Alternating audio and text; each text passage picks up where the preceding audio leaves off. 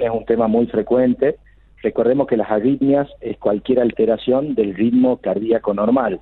Existen arritmias donde hay latidos de más, que se llaman taquiarritmias, y hay, es decir, donde el corazón late más rápido que lo debería o en forma irregular, y hay otro tipo de arritmias que se llaman las bradiarritmias, en donde el corazón funciona con una menor cantidad de latidos que las necesarias, y son dos problemas totalmente diferentes, ¿no? Las bradiarritmias, es decir, las frecuencias cardíacas bajas, muchas veces se resuelven con un marcapaso, pero el problema más común, y sobre todo en pacientes jóvenes, son las taquiarritmias o estas arritmias donde el corazón a veces se acelera en situaciones donde no debería, o uno percibe los latidos cardíacos. Vos sabés, Gastón, que los latidos cardíacos aparecen a una muy temprana inicio de la vida, en la 8ª semana ya de la vida intrauterina, ya los latidos cardíacos se hacen presentes. Por eso es común que cuando uno se va a hacer una ecografía fetal, ya los primeros que escuchamos son los latidos del bebé. Sí. Por lo cual, no es común sentir los latidos cardíacos, es como sentir la respiración. Cuando uno empieza a percibir al corazón o los latidos cardíacos, generalmente ya eso es un signo de atención al que hay que prestarle alarma, porque podemos estar en presencia de una arritmia. Quizá la forma más común de palpitaciones sería si nosotros practicamos algún deporte y hacemos una corrida intensa y paramos de golpe, podemos sentir ahí que el corazón está acelerado, pero eso es una respuesta normal ante un ejercicio intenso, ¿verdad? Pero si eso ocurre en situaciones que no son las de un esfuerzo físico, la de un susto o algo así, podemos estar ante un signo de alarma, ¿no? Perfecto. Y doctor, también quiero preguntarle respecto a que, bueno, lo que trascendió en la prensa a nivel internacional fue que justamente se trataba de un evento cardiovascular, una arritmia se definió, pero mucha gente se pregunta si esta situación se puede dar en alguien tan joven, pero sobre todo a un deportista de élite como es Sergio Agüero, tiene 33 años, la gente lo ve muy joven, dice, esto no debe ser normal, algo mal debe estar o algo mal lo debe tener al punto de llegar a un evento como este. ¿Cómo interpretamos la situación como para que la gente también lo pueda dimensionar correctamente? Sin duda. Sergio Agüero es un paciente que en el año 2004 ya se practicó una intervención en una arritmia en la Fundación Favaloro, por lo cual él ya tiene un antecedente, una arritmia totalmente benigna, es decir, una arritmia que se da en corazón estructuralmente sano. Muchas veces la pesquisa que nosotros hacemos a nuestros pacientes no nos permite identificar todos los eventos, ¿no? Es decir, cuando uno se hace un electro, sin duda valioso, pero no tiene una alta sensibilidad para detectar algunas enfermedades, pero no del 100%, la ecografía, la ergometría, todo eso es una situación particularmente que va dando tranquilidad en la medida que los resultados son normales. Imagínate si no hacemos ningún estudio y practicamos un deporte, ¿no? Porque con todos los resultados, sin embargo, normales, y un deportista de ese nivel tiene un altísimo testeo, sobre todo por un tema contractual, ¿viste? De pasar de un equipo a otro. Sí. Se hacen diversas pesquisas. Sin embargo, no todas las patologías a veces son detectadas con los métodos habituales, y bueno, estas cosas surgen. En el caso puntual de este jugador, él ya tiene el antecedente de haber tenido una taquicardia hace muchísimos años, que fue en su momento ablacionada. ¿En qué consiste ese tratamiento? Que es a lo que yo me dedico. A veces hay arritmias que se producen porque uno tiene, por decirlo, para que se entienda, algún cablecito de más dentro del corazón. Es decir, vos sabés que el corazón es una bomba muscular cuya función es latir, y esos latidos suceden en forma automática gracias a un sistema eléctrico que tiene el corazón que hace que eso suceda. Generalmente ese sistema eléctrico tiene un cableado, digamos, que es considerado normal. Si uno tiene un cablecito de más que no debería estar, puede utilizar el sistema considerado normal para ir en un sentido y el cablecito que está de más para volver en el sentido opuesto, cosa que fisiológicamente no debería poder ocurrirse, y así es donde el paciente entra como en un circuito donde se produce una taquicardia. Al Kun le había pasado esto en temprana edad cuando jugaba en Independiente, y eso a través de un catéter que entra por la ingle del paciente y guiado por rayos X, uno localiza este lugar que funciona mal en el corazón y puede con calor eliminar las arritmias. Yo he leído mucho sobre la información que se está hablando de este caso en particular, y como que yo siento que se ha subestimado la importancia que tiene esto. Vos te imaginás que si esto hubiese sido algo tan benigno, todo el mundo ya sabría cuál es el diagnóstico que tiene este jugador nuevo, porque quizá esté o no vinculado a esto que yo te cuento de hace tantos años, pero quizás sea una cuestión nueva, ¿no? Claro. Pero lo que llama poderosamente la atención, Gastón, es que nadie oficialmente se ha expedido con un diagnóstico. Y hablan de una arritmia en manera global, incluso como diciendo que es algo menor, y muchas veces las arritmias, y más en los deportistas de elite, no son situaciones seguras. A mí me llamaba poderosamente la atención al ver el video, cómo el jugador se tomaba el pecho y interrumpía la actividad y tenía que ser salir de la cancha. Yo creo que eso no es una situación para nada benigna ni normal, ¿no? Es verdad que hay arritmias que ponen en riesgo la vida del paciente, es decir, que si uno no la trata a tiempo, el paciente hace una muerte súbita, que son esas arritmias que suceden. Vos sabés que muerte súbita es aquella situación que se presenta en un paciente que minutos antes estaba sano, digamos, no se podía prever que se muera. Esas arritmias, a veces todos conocemos jugadores que han tenido una muerte súbita en la cancha o en alguna situación, ¿no?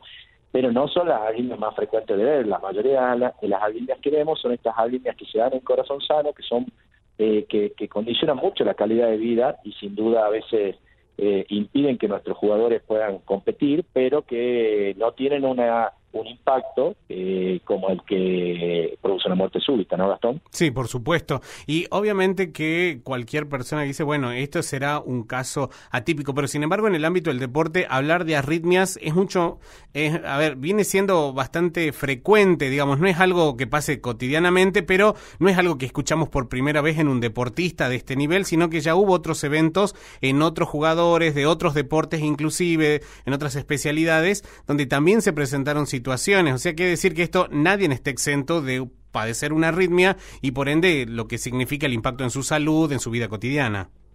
Sin duda, y ten en cuenta, Gastón, que cuando uno se va a hacer un chequeo con un médico, porque a veces el controlarse seguro que da una tranquilidad, pero puede ser una tranquilidad incierta, ¿no? Porque partamos de la base que el paciente que va al médico es un paciente que tiene menos riesgo, pero no eso no lo exime del riesgo.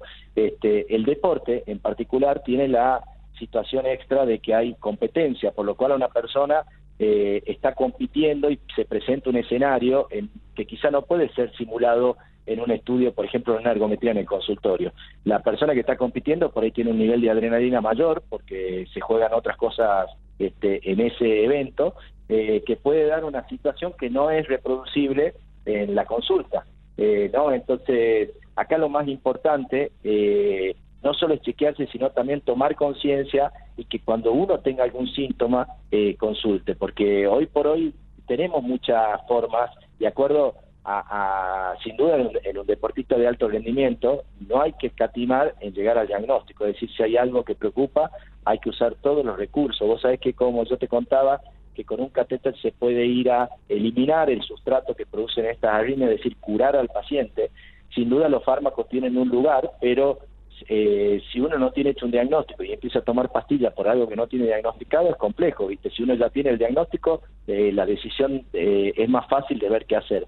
Pero con los pacientes que tienen a veces muchas palpitaciones y no pueden ser documentadas por los estudios habituales, uno puede también subir con un catéter, que es un cable al corazón, y intentar ver cómo funciona la parte eléctrica e incluso provocarle una arritmia al paciente y de esa manera llegar al diagnóstico. Sí, la verdad que sí, y además creo que esto del cateterismo es una técnica que además hoy está muy bien desarrollada, con muy buena evidencia, y que se utiliza además no solamente en el campo de lo cardiovascular, sino en lo neurológico también, es decir, es una práctica confiable y que los pacientes no tienen que dudar, digamos, si es una alternativa de tratamiento.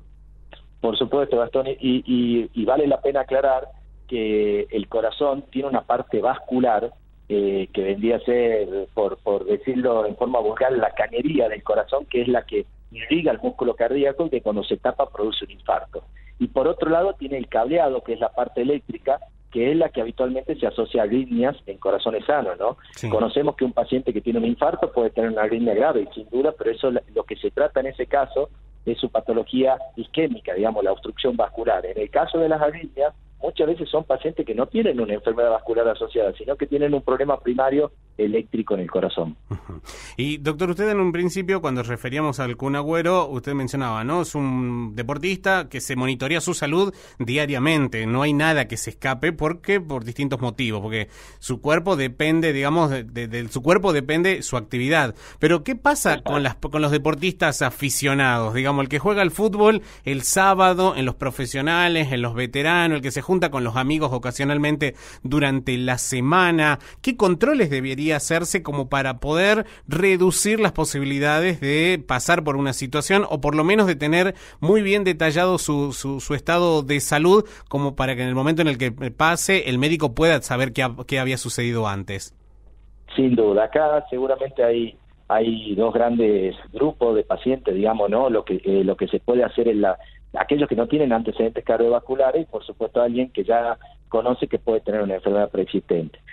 Para todo ello es necesario la prevención, ¿no? La prevención es todo lo que yo puedo hacer antes para evitar el evento, y quizá la exigencia que ponen algunas veces, a veces las ligas o los clubes sobre qué requisitos uno tiene que llevar para poder competir, son requisitos diseñados por personas que por ahí no conocen, o lo que quieren es tener lo mínimo indispensable para que no tengan un problema, pero en realidad uno individualmente necesitaría ver, por supuesto, un médico cardiólogo, contar con un electro, un examen físico, y quizá en los deportistas que juegan así como vos estás refiriendo, al menos tener un estudio de funcional, digamos, de esfuerzo, ¿no? Ver cómo responde el tema de la presión arterial, el tema de la frecuencia cardíaca ante los esfuerzos, nos puede dar información adicional para darle alguna recomendación en particular a los pacientes, ¿no? Y el segundo gran situación de importancia es tener las medidas necesarias para, en caso de que suceda un evento, que muchas veces, como vos bien decís, Gastón, son impredecibles. Te imaginas con todos los chequeos que tiene este jugador de fútbol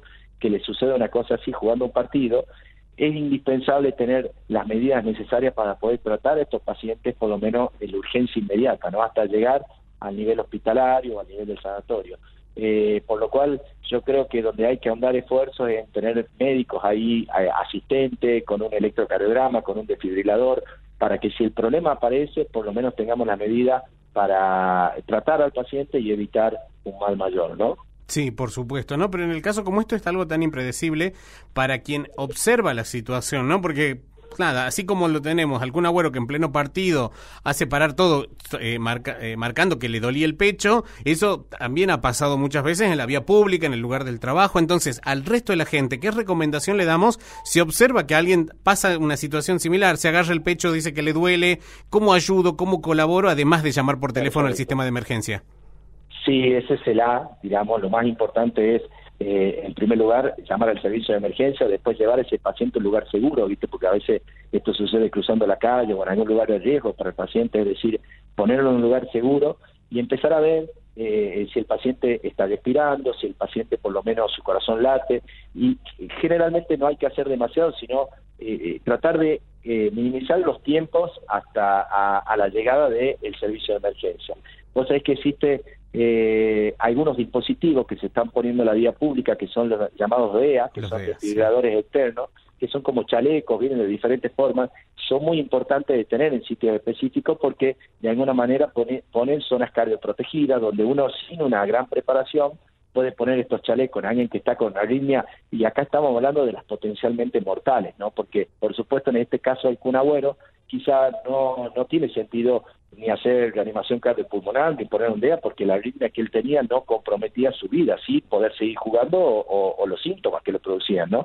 Pero creo que lo más importante es tratar de acortar los tiempos para llegar a un servicio de emergencia y avisar al SAME o a algún profesional idóneo para que empiece a asistir al paciente. Y sin duda, bueno, yo creo que cuando uno trabaja en algún lugar donde acá viste hay minas, hay lugares que son alejados, estaría bueno tomar un curso de reanimación cardiopulmonar, que eso se puede hacer la población general, porque uno nunca sabe cuándo puede ser útil para un tercero en una situación de mucho riesgo, ¿no?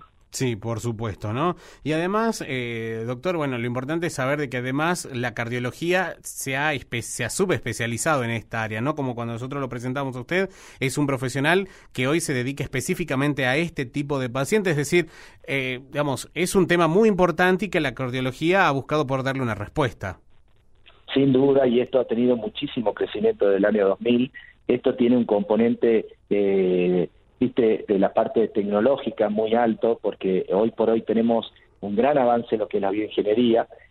Vos sabés que, mira, te cuento un detalle que no es menor. El año pasado en el Congreso Mundial de Arritmias en Estados Unidos, el premio mayor se lo llevó la gente de Apple, que inventó el último Apple Watch, que tiene la capacidad de tomar un electrocardiograma del paciente y de manera automática enviar ese registro, que es como un electro pequeño de 2 derivaciones, a su médico cardiólogo, que ya está programado con el mail del reloj. Sí. Esto ha permitido que muchas de las situaciones que se presentan en la vida real, que no pueden ser replicadas en los consultorios médicos, nos permita de manera precoz hacer el diagnóstico de muchísimas enfermedades del tipo arrítmicas, que sin duda a veces se asocian a empeoramiento de la calidad de vida, a veces se asocian al potencial riesgo de una ACV. Hay una en particular que se llama fibrilación auricular, que es una arritmia que tiene un doble componente.